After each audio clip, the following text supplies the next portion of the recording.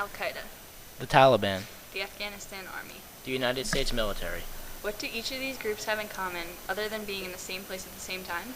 America's army is fighting side by side with Afghanistan's army to help defend its country from these two groups. It is obvious that our troops are still needed in Afghanistan to defend their country while they are still organizing themselves. Many U.S. civilians want their armed forces to come back home, but the Afghanistan Army is not yet ready to support itself against any forces, leaving the American Army and Marines to continuously step into the Middle East to provide support. At about the same time as we were planning on killing Osama bin Laden, the Taliban was planning their spring offensive, which is currently taking effect even today in places like Kabul and others across the country. Even before the death of Osama bin Laden, the United States was trying to pull out some of our troops to see if the Afghanistan Army could stand by itself. On February 15, 2011, the formal withdrawal of the American military began from the Peck Valley. As a test of their military readiness, Afghan units will remain in the valley. This is expected to be a problem since Afghan officials worry that the shift of troops amount to be an abandonment of territory where multiple insurgent groups are well established, an area that Afghans fear they may not be ready to defend on their own. And it is an emotional issue for American troops who fear that their service and sacrifices could be squandered. Furthermore, all of this began even before bin Laden was killed, and could now result in potential retaliation in these remote areas.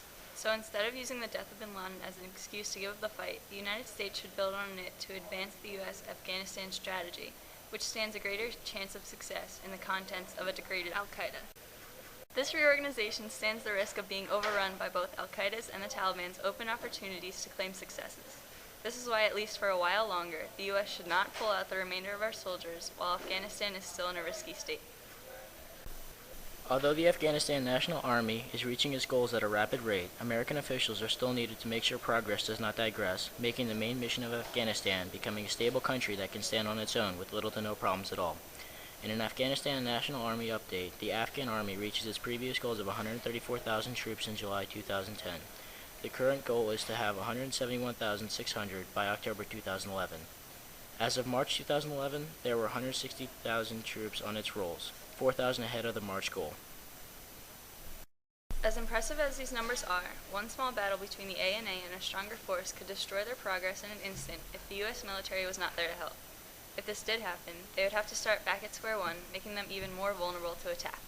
Leadership, however, is not making as much progress as the other units, which is vitally important to their overall success. The ANA update also explained that in November 2010, there were 18,191 officers, where 22,646 are required, and there were only 37,336 NCOs, where 49,044 are required. To address this officer shortage, training capacity has been increased. The shortfall is expected to be eliminated by October 2012. Based upon the number of years we have already spent in Afghanistan, another year will not seem that much longer in the future to guarantee that our troops will not have to spend more time there.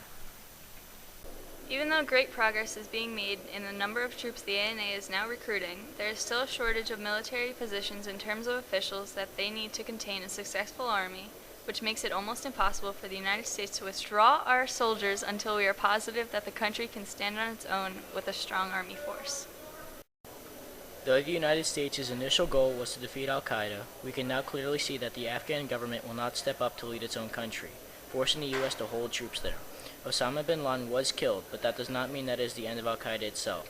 Now that he is dead, Americans actually believe that staying in Afghanistan is worthwhile. In a recent poll from the Washington Post, 64% expect success, up from 49% in the December poll.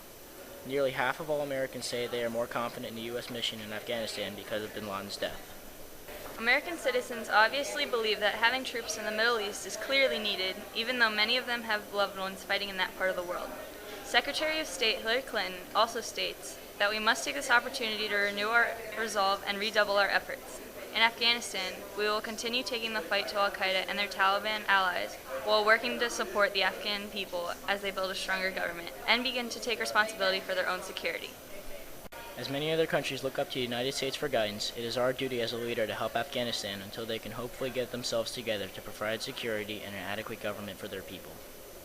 Keeping our soldiers in Afghanistan is not only understood by the United States public, but it is supported. Statistics make it clear that although we recently just celebrated the death of the leader that ran one of the biggest terrorist groups known to America, our people need to remain in their country to protect their helpless citizens. The ANA is making outstanding progress in terms of reaching their ideal number of soldiers, but still needs some major help in leadership areas, those being the most important. The U.S. Army needs to stay in Afghanistan because our overall mission is to help them become stable, not just overcome the Taliban or Al-Qaeda.